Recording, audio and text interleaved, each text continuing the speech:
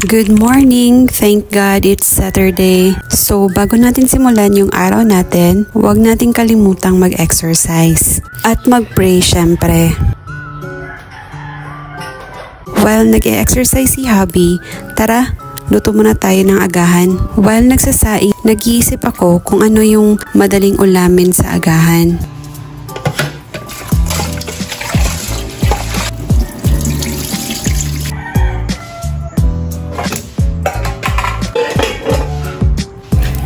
So, bago ako nakapag-init ng tubig, naisipan kong magluto na lang ng hotdog at saka itlog.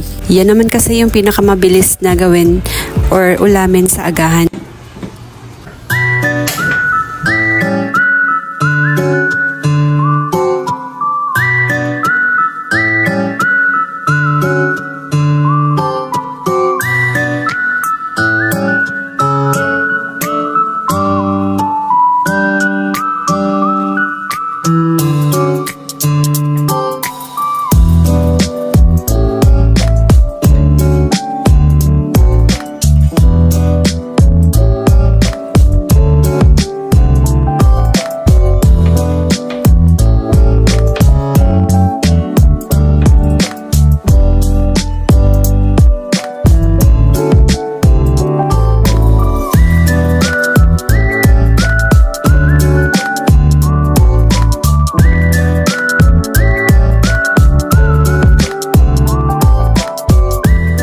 Oh, ayan, 'di ba? Instant.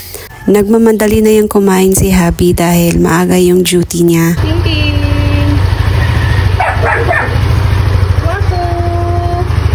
Hello! Let's go!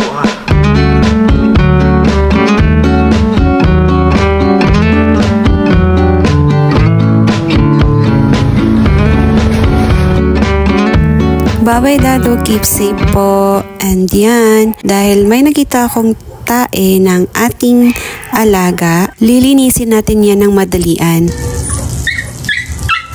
At ayun na nga, gising na yung bunso ko at saka ito yung eldest ko. At ito ang paborito nilang kainin tuwing umaga. At kumain na din ako kasi alas 9 na. After kumain, ayan, ililigpit natin yung ating pinagkainan. Maghugas tayo ng pinggan, mga mi.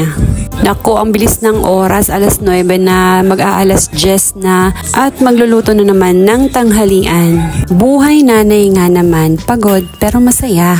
Oh, syala na mga mi, salamat sa panonood, bye!